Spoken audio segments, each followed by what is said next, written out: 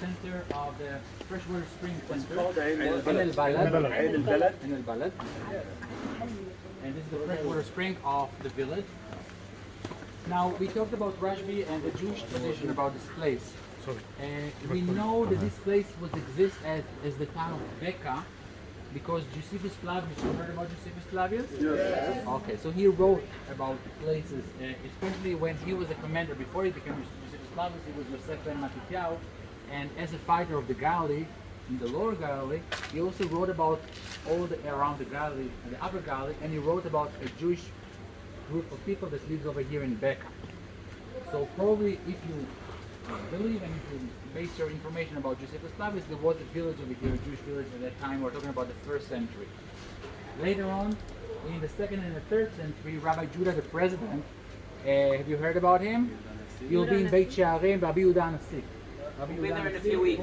Okay, so you'll learn about him.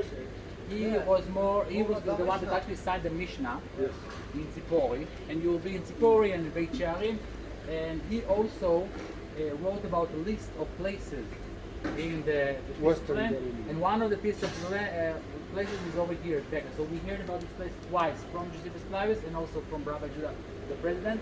So probably there was a village over here. The Jewish people lived here 2,000 years ago. Judah the Prince. Judah the Prince, yeah, Judah the Prince. Now, Prince. The tradition about Rabbi Shimon Bar Yochai is tradition that talked about the 1st century, but this tradition started to be developed just in the 16th century. So we do have a gap between the 1st, 2nd, and 3rd century, and then the 16th century. That we don't sure about what happened in this gap, whether Jewish people were here all the time or whether they left and came back. But the tradition about Rabbi Shimon Bar Yochai and Judah the Prince and Josephus Flavius is all the 1st, 2nd, 3rd century. The tradition that we just heard about Rabbi Shimon Bar Yochai started by the people that came to Tzfat after the Tzfat was people from Spain. They arrived to Tzfat, developed Tzfat, and also developed this place and developed the tradition of Rabbi Shimon Bar Yochai. Also the tomb of Rabbi Shimon Bar Yochai in Iran. This tradition started also just in the 16th century. Until then, the tomb was called the tomb of Hillel and Shammai. Hillel and Shammai are also a very big philosopher in the Jewish tradition from previous period, but turned to be the Rashbi just in the 16th century. So we are all talking about traditions, okay? And it's very hard to argue with traditions, but this tradition is just from the 16th century and on, about Rabbi Shimon Bar Yochai. As every city center over here, this was the heartbeat of the village.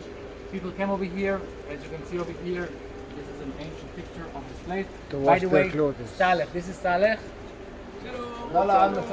You want to be a good friend with Saleh because Saleh provides you the best food and all the drinks that you have over here. This is only the only restroom place that you can have in the village center is by Saleh.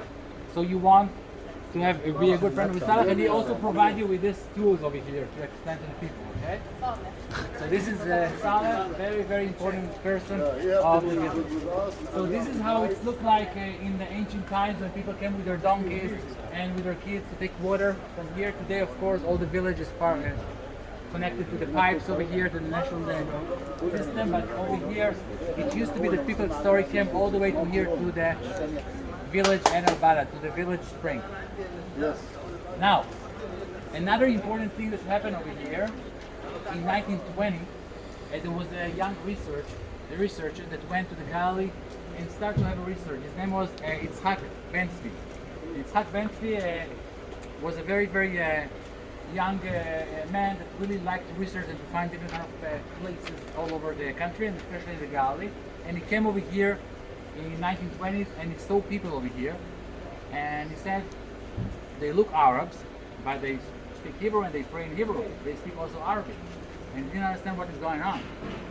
And he realized that those are Jewish people over here that lived over here for centuries and centuries, but they are Jewish people, but their culture is Arab culture.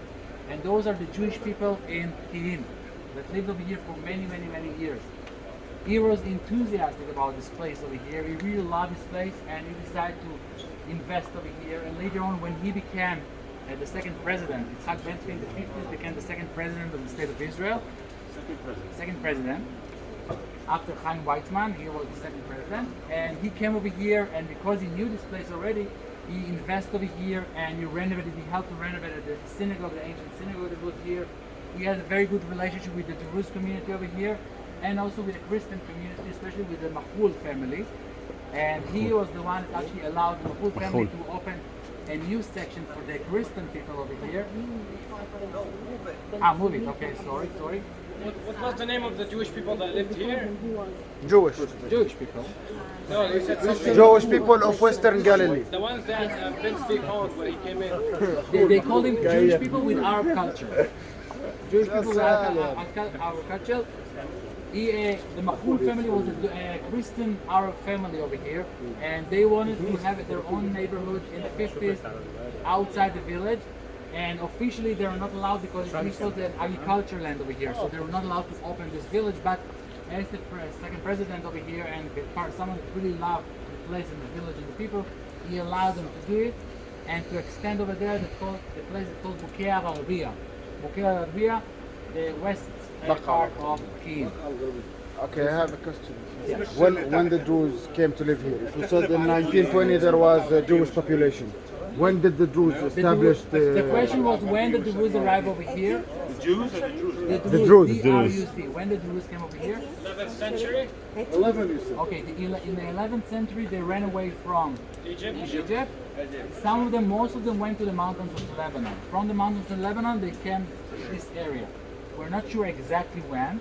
So it was in between the 11th century and the 17th century. In between the 11th century and the 17th century. We don't have evidence that it happened in the 11th century. We do have the Druze over here in the 16th century for sure. Okay, so it happened somewhere between the 11th century and the 16th, 17th century. Because the vast majority of them went to Lebanon first and then from Lebanon to here. Now, this is why until 2018, the bill of 100 shekel, you have the bill of 100 shekel, you have a Benzvi, well the other side is Benzvi, but on the other side you have, this is the village of Ki'im. Okay, anyone remember this bill? Yeah. This is the old bill of 100 shekel. 100 shekel. Until 5 years ago we used this bill. And this is the village of Ki'im, and on the other side we had Yitzhak Benzvi. This village. Yes, this village. Let me check it. The old one. So this village became a very, very important one, and Yitzhak Benzvi as the second president was also very important and connected to this specific place. I have a question about